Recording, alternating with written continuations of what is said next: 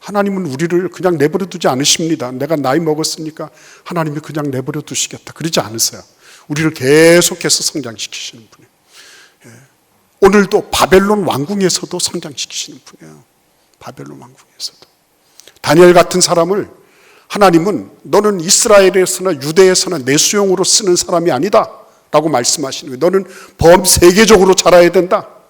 그래가지고 하나님이 바벨론 땅에서도, 바벨론 왕궁에서도 키우시는 거예요. 우리 아들, 딸들이 그냥 국내에서만 어느 대학을 다니 어떠니 이런 게 아니라 하나님 앞에서 글로벌하게 범세계적으로 전 세계를 놓고 겨루고 경쟁하는 그런 아이들이 돼야지. 내 수용으로 그냥 여기에서 조금 너 밥벌이 하고 네가 조금 잘 살고 이러면 된다. 그 정도로 하나님이 키우시는 분은 아니에요.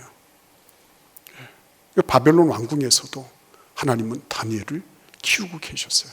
어떤 환경에서도 키우십니다.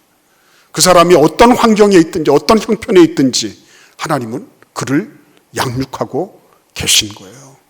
그런데 양육하시면서도 어떻게 해요? 낭중지추, 낭이라고는 호주머니 낭자죠. 추는 송곳 추자예요. 그래서 호주머니 속에 있는 송곳처럼 그 누구든지 인정하지 않을 수 없는, 누가 봐도 이거는 분명하게 송곳이에요. 탁월한 인재로 자라나게 하시는 하나님을 오늘 우리는 만나고자 하는 거예요. 여러분들의 손자, 손녀들, 아들, 딸들이 다들 이렇게 낭중지추, 호주머니의 송곳처럼 자라기를 바라지 않는 그런 분은 안 계실 거예요. 하나님, 우리의 자녀들도 그렇게 자라기를 바랍니다. 그렇게 성장하기를 바랍니다. 그렇게 양육하기를 바랍니다. 하나님, 어떻게 하면 좋을까요? 하는 거죠. 오늘 여기 보시면 놀랍게도 하나님은 우리에게 그런 복선을 쫙 깔아놓으셨어요. 우리가 하나님 앞에 기도하면서 영의 눈을 뜨고 하나님, 이 호주머니 송곳 같은 이런 다니엘과 같은 인재들이 어떻게 나타났는지 좀 보여주세요. 하나님이 우리에게 행간을 일으켜주실 거예요. 어떤 행간을 읽게 하십니까? 그렇죠. 이 사람들은요, 사랑을 많이 받은 사람, 사랑 많이 받은 사람. 다니엘과 이 세 친구들은요, 사랑을 많이 받은 사람들만 할 수 있는 특징을 우리에게 보여주고 있어요. 어떤 특징입니까? 어떤 특징이 있죠? 사랑 많이 받으면 일단은 자존감이 있죠. 자존감. 내가 숭고하고 그리고 정말 가치 있는 존재라는 걸 알게 돼요. 사랑 많이 받으면요. 우리 자녀들이 집안에서부터요, 사랑 많이 받는 거. 내가 용납되고 있구나. 내가 용납되고 있구나. 내가 비록 어떤 모습을 드러낸다 할지라도 우리 부모님이 나를 용인하시고 받아주고 계시구나. 우리 부모님이 내 편이 되시는구나. 이거를 아는 것은 대단히 중요한 거죠. 요셉을 생각해 보세요. 요셉이 애굽 땅에 가서 모진 고초도 당하고 무고도 당하고 감방도 들어가고 막 그냥 그죠? 냉탕 온탕을 오가잖아요. 근데 그를 지켜준 게 뭐예요? 우리는 다 비전이라고 생각해요. 그가 자기 볕단에 그냥 다른 볕단들이 다 절하고 하늘의 해와 달과 다른 별들이 다 자기 별에게 절하고 하는 그런 비전이라고 생각해요. 맞아요. 그러나 그 이전에 뭐가 있었어요? 아버지의 집착에 가까운 사랑이 있었어요. 건강한 사랑은 아니에요. 다른 자녀들이 상처받았으니까 건강한 사랑은 아니에요. 그러나 야곱 아버지의 무조건적인 사랑이 요셉에게 있었던 거예요. 이게 뭐와 연관된 거예요? 나는 정말 존귀한 사람이라는 거. 나는 가치 있는 사람이라는 거. 이거를 확실하게 잡아줬거든요. 네가 공부 잘할 때만 존귀하다. 그런 존귀함이 어디 있어요? 네가 말 잘할 때만 존귀하다. 아니에요. 그렇지 않습니다. 너는 어떻게든지 존귀한 존재다. 그렇죠? 그러니까 지금 다니엘이 환관장에게 가서 얘기한 건 뭐예요? 내가 겉으로는 이런 얘기죠. 우상에게 드린 재물을 나는 먹지 않겠습니다. 이런 얘기예요. 그러나 사실 속내는 뭐예요? 나는 우상에게 드려진 그런 더럽혀진 그런 재물을 먹을 정도로 호락호락한 사람이 아니에요. 나는 그런 거 먹으면서 목숨을 구걸할 만큼 하찮은 존재가 아니에요. 나는 존귀한 하나님의 자녀예요. 나 그렇게 보지 마세요. 이 소리예요, 여러분. 내가 하나님의 자녀인데 어떻게 해서 그 우상 사신에게 드려진 재물을 먹으면서 내가 목숨을 연명하라고 합니까? 차라리 그럴 바에 난 푸성기 먹겠습니다. 이렇게 하는 거죠. 왜요? 자존감이 있으니까. 드높은 자존감이 있으니까. 자존감이 있는 사람은 함부로 죄 짓지 못합니다. 죄 지으라 그래도 내가 누군데 그 죄를 지어서 그 생각과 마음과 양심을 더럽혀요. 그럴 필요가 없죠. 그렇죠? 두 번째, 오늘 이 사람이 정말 포로되기 이전부터 잘했던 게 하나 있어요. 하나님이 이에게 선물하신 거죠. 이 자존감이 있게 되면 어떻게 되죠? 내가 최고다 이렇게 해서 자기만 유아독존한 그런 존재가 될 것 같지만 그렇지 않아요. 진짜 건강한 자존감은 자기를 개방할 줄 압니다. 자기에게 매몰되지 않아요. 네. 자신의 아성을 쌓고 내가 이거를 절대적으로 뭘 해야 된다 이렇게 생각하지 않습니다. 건강한 자존감은 개방되어 있어요. 열려 있습니다. 그렇기 때문에 하나님께서 이 상황을 자신들이 우상의 제물을 먹어야 될 상황을 어떻게 보실까 하는 것까지 생각이 미친 거예요. 폐쇄적인 아주 패배적인 그런 잘못된 그런 자존감이 아니었어요. 열려 있었습니다. 자기가 하나님의 사랑을 받고 있기 때문에요. 자기가 하나님의 사랑을 받고 있으니까. 어제도 받고 오늘도 받고 내일도 받을 거고 영원히 받을 걸 알고 있어요. 그렇기 때문에 어디에도 꿀리지 않아요. 어디에도 꿀리지 않아요. 그러면서 그러니까 자신감이 있으니까 뭐예요? 열려 있잖아요. 환관장하기도 어떻게 감이 갑니까? 잘못 얘기해가지고는 그냥 당장에 목이 날아갈 건데 근데 환관장한테 가요. 환관장이 감독자한테 얘기하잖아요. 야, 골치 아픈 얘네들 좀 맡아라. 그렇게 했잖아요. 근데 여러분 이렇게 할 때까지 뭐가 있었던 겁니까? 자신에게 매몰되지 않으면서 오히려 뭐가 있는 거예요? 자기 정체성이 분명해지는 거죠. 집 떠나봐야지 집이 얼마나 좋은지 알죠. 우리나라를 떠나봐야지 우리나라가 얼마나 괜찮은 나라인지를 아는 것처럼. 자기에게 매몰되지 않아야지 뭐가 되는 거예요? 자기 정체성을 분명히 알게 되는 거예요. 내가 하나님의 자녀라는 거. 그죠?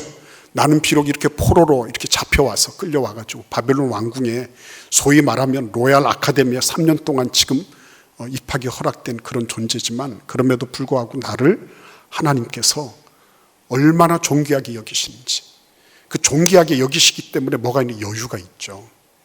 이런 사람들은 자기 증명을 자꾸 하려고 하지 않아요. 내가 누구인지를 안 내서도 충분히 합니다.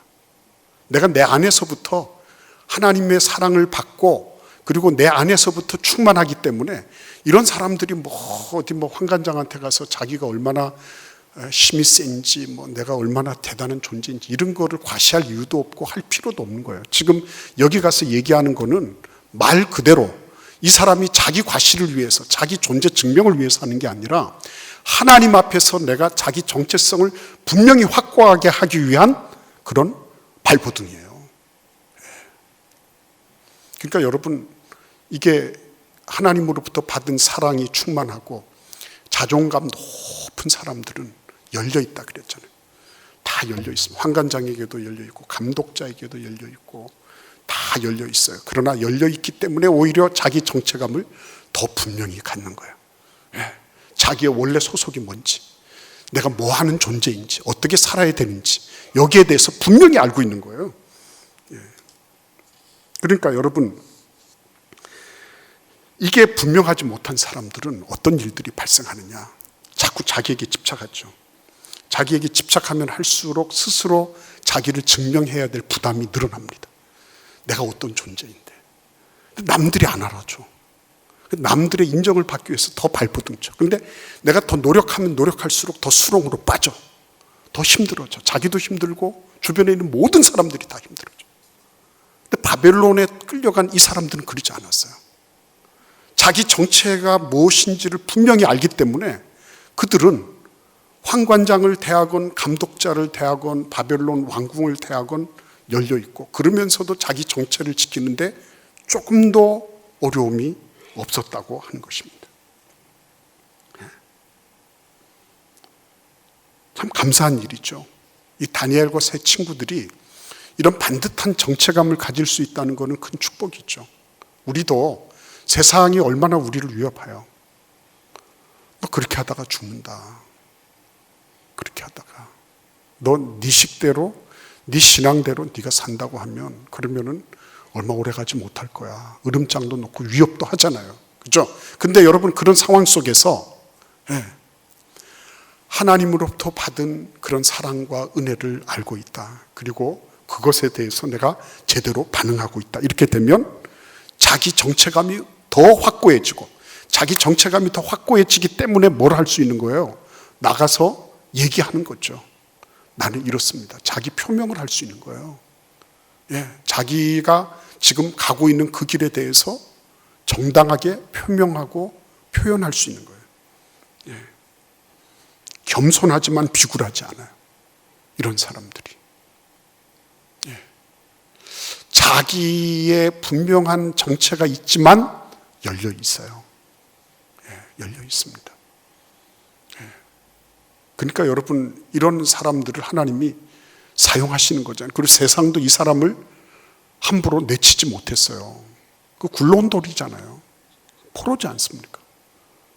근데 그 유대 땅에서 굴러 들어온 이 포로들을 거기에 지금 박혀있던 돌들이 어떻게 해내지를 못했어요. 왜냐하면 너무 탁월하니까, 너무 분명하게 확실하니까 이 사람들을 어떻게 해낼 재간이 없었던 겁니다.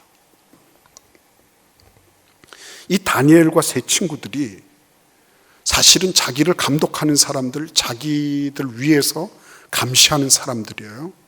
점수를 매기고 이러는 사람들이에요. 그들을 협력자와 친구로 만드는 모습을 보여주고 있는 거예요.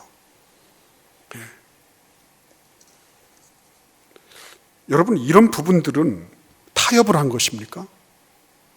다니엘과 세 친구들이 이렇게 손을 비벼가지고 타협을 한 거예요. 우리가 싹 이렇게 왕의 제사 음식이 싹 나오면 밑에다가 채소를 싹 깔아주십시오. 그래가지고 우리가 고기를 먹는 척하면서 우리는 채식을 먹겠습니다. 뭐 이렇게 한 건가요? 아니잖아요. 타협을 한 거거나 아니면 기만을 하거나 다른 이중적인 무엇을 한 게 아닙니다. 그러면서도 그들은 당당하게 요구했어요.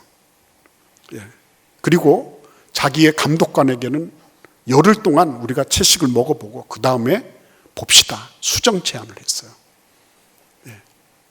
황관장에게는 이거 먹지 말게 해주십시오 하다가 감독자에게는 열흘 동안 채식을 한번 먹여주셔서 우리 얼굴이 윤택한지 안 한지, 우리가 초췌해졌는지 안 초췌했는지 몸무게도 달아보고 다 해봅시다. 이렇게 한 거예요. 이게 어떤 거죠? 세상 사람들이 볼 때 어땠어요? 감독관이 볼 때도 합리적이었어요. 아니, 내가 진리를 말하는데 네가 말을 안 들어. 이게 아니었어요, 여러분. 내가 하나님의 아들이야. 나는 하나님의 자녀의 권세를 가지고 있어. 그러니까 내가 시키는 대로는 해야 돼. 너 감독관 너 그렇게 하다가 벼락 맞는다. 으름장을 놓거나 위협하지 않았습니다. 그 사람이 듣더라도 그래, 한번 해볼 수 있겠다. 납득이 되는 그런 제안이었어요. 지혜롭지 않습니까, 여러분? 내 것만 막무가내로 한 게 아니라.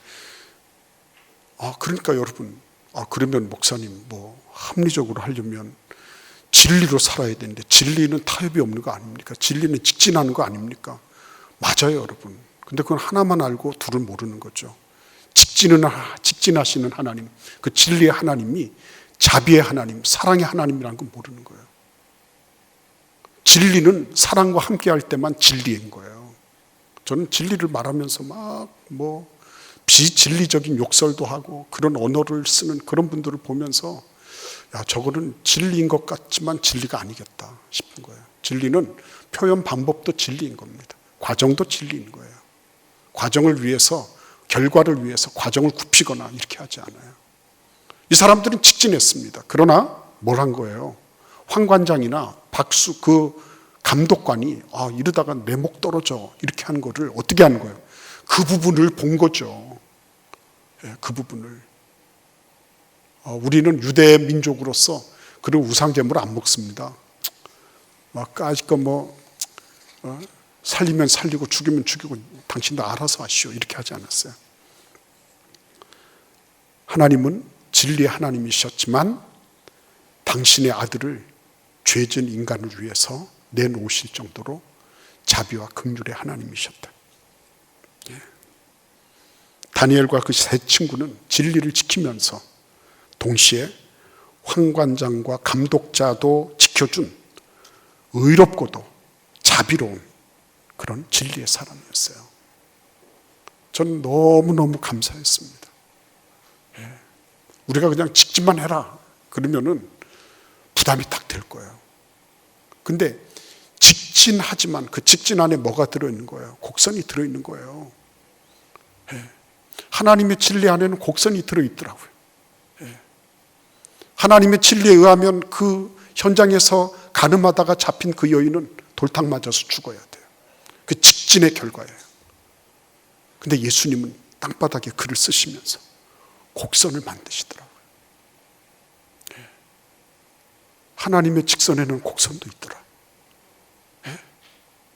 하나님께서 직진을 말씀하실 때는 거기에는 무한한 곡선도 함께 가지고 계시다. 그래서 여러분과 제가 있는 거 아닙니까, 여러분? 하나님이 직진하셨으면 우리가 어떻게 이 자리에 있을 수 있겠어요? 하나님께서 직진하셔서 우리를 그렇게 보셨더라면 우리가 어떻게 지금 예배자로 이렇게 존재할 수 있었겠어요? 무한한 자비와 긍휼이 있고요. 그래서 다시 진리를 붙잡고, 그러니까 이 황관장과 이 감독관이 뭐라고 생각하겠어요? 열흘 딱 지나고 난 다음에 테스트를 하는데 몸무게도 정상, 다 정상이에요. 혈압 정상, 다른 거, 모든 것들이 다 정상이야. 더더군다나 피부도 콜라겐 맞은 것처럼, 보톡스 맞은 것처럼 통통하고 이뻐요. 그러면서 무슨 일이 생기는 겁니까? 자기들의 상식이 깨지는 것을 느끼는 것 아니에요? 그죠? 우리가 진리의 길을 걸어가면서 하는 일이 뭡니까? 세상은 그렇게 크게 놀라지 않는 것 같지만 세상에 균열이 일어나는 거예요. 자기들이 생각해서 옳다고, 자기들이 생각해서 이거는 맞다고 절대시하던 상식들이 있죠. 그런 것들이 깨지는 걸 느끼는 겁니다. 다니엘과 이 세 친구가 당신들 한번 죽어봐라 하고 덤빈 게 아니에요. 그러나 그들은 다니엘과 세 친구가 그렇게 하나님 앞에 뜻을 정하고 내가 그 진리의 길을 걸어가면서도, 진리의 길을 걸어가면서도 그 부분을 유의할 줄도 알고 뒤로 뺄 줄도 알고 열흘 동안 채식도 한번 해보자 그러면서 시도하는 이런 모습을 통해 가지고 세상도 고개를 끄덕거리면서, 야, 쟤네들 채식하는 거, 야, 말리지 마. 야, 우리끼리만 알고 절대 쉬쉬쉬. 이렇게 한 거 아니에요, 여러분? 얼마나 감사한 일인지, 얼마나 고마운 일인지. 그러니까 결국 이 황관장이나 이 감독자는 다니엘의 뭐가 된 겁니까? 협력자가 된 거예요. 다니엘의 협력자. 자기들이 원튼 원치 않든 왕의 명령을 어기고, 그죠? 왕이 이거 메뉴는 이거 아침에는 이거 먹고 이거 점심 때는 이거 먹고, 메뉴까지 다 정해줄 정도로 엄격한 교육이 이루어지는 상황 속에 다니엘과 세 친구들은 그 사람들, 자기들을 감시하라고 왕이 세워놓은 그 사람들을 자기의 협력자로 바꾸어놓는 일들을 하고 있는 거예요, 지금. 오늘 17절 말씀 읽어볼까요? 본문의 17절 같이 읽어보겠습니다. 하나님이 이 네 소년에게 학문을 주시고 모든 서적을 깨닫게 하시고 지혜를 주셨으니 다니엘은 또 모든 환상과 꿈을 깨달아 알더라. 아멘. 그죠? 지난 3년 동안 갈대어를 배웠습니다. 3년 동안 바벨론어를 배운 거예요. 근데 그 3년 동안 언어를 배워가지고 이 사람들이 어떻게 하는 거예요? 학문을 깨치고 책을 깨닫게 하시고 지혜를 하나님이 주셨다고 했습니다. 하나님이 그걸 다 보고 계시죠. 하나님 보고 계신 겁니다.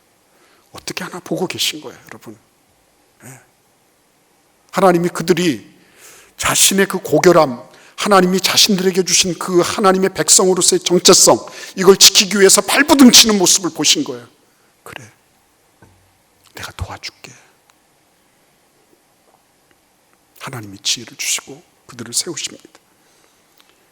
그리고 19절에 보시면 뭐라고 말씀하십니까? 느부갓네살 왕이 직접 한 사람씩 다 인터뷰를 해보는데 다니엘과 세 친구만한 사람들이 없었다는 것입니다. 그래서 그들을 어떻게 하십니까? 왕 앞에 세우는, 왕 앞에 자문관으로 세우는 그런 일을 했어요. 그들이 하나님 앞에서 진리와 자비로 바로 섰을 때 하나님은 그들을 왕 앞에 세우시는 거예요. 하나님 앞에 먼저 바로 서고 나니까 그 다음에 하나님이 존귀한 자들 앞에 세우시더라고요. 어떻게 하면 높은 자리에 있는 사람, 어떻게 하면 권세자들에게 잘 뛰게 할까? 그래서 그들 앞에 서려고 하지만 못 서잖아요. 근데 하나님 앞에 바로 서고 나니까 그 다음에는 하나님이 느부갓네살 왕 예사로 만나게 하시고 심지어는 그의 여러 가지 어려운 질문들과 어려운 난제들을 자문받게 하시는 그런 역사를 이루셨어요. 그래서 결국 뭡니까? 이 낭중지추 호주머니에 들어있는 이 송곳은요, 유대 지역의 자기 유대 왕국을 위한 것만이 아니었습니다.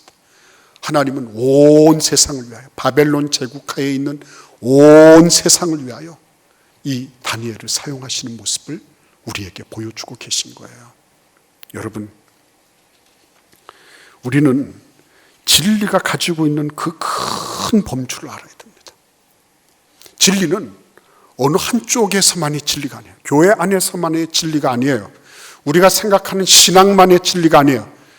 진리는 우리의 모든 신앙을 다 포괄합니다. 예수 그리스도 안에 있는 진리는 우리의 모든 것들을 다 포용할 뿐만 아니라 이것들을 헤쳐나갈 수 있는 길이 되시고 생명이 되시고 또한 진리가 되는 거예요. 하나님 앞에요. 여기에 우리가 집중하는 겁니다. 여러분, 제가 유대인들 그런 얘기들을 하도 많이 해서 여러분들이 이제는 너무 많이 들으셨을 거예요. 그러나 유대인들에 대한 부분들은요, 정말 연구할 가치가 있는 거예요. 그 사람들은 신약 성경이 없는 사람들입니다. 그럼에도 불구하고 구약 그 반쪽 성경을 가지고서도요, 저렇게 탁월하게 일을 해내는 겁니다. 탁월한 민족이 됐어요. 그러면 우리는 신구약을 다 보고 있는 우리는 어때요? 더 탁월한 민족이 되는 거죠. 우리 앞에 그러한 과제가 놓여 있는 거예요. 우리 교회는 그러한 일들을 감당하도록 하나님이 부르신 교회입니다. 이럴 때는 아멘 하시는 게 좋죠. 이럴 때는 아멘 하셔야 돼요. 난 지금 다 키웠어요. 그렇지 않아요. 하나님께서 우리 모두에게 우리의 자녀들, 우리의 후손들, 우리 교회 뜰학에서 자라나는 우리 다음 세대들이 호주머니 송곳처럼 다니엘과 그 세 친구처럼 사용하시는 그런 놀라운 역사를 우리를 통해서 이루실 줄 믿습니다. 기도하겠습니다. 고마우신 주님 감사합니다.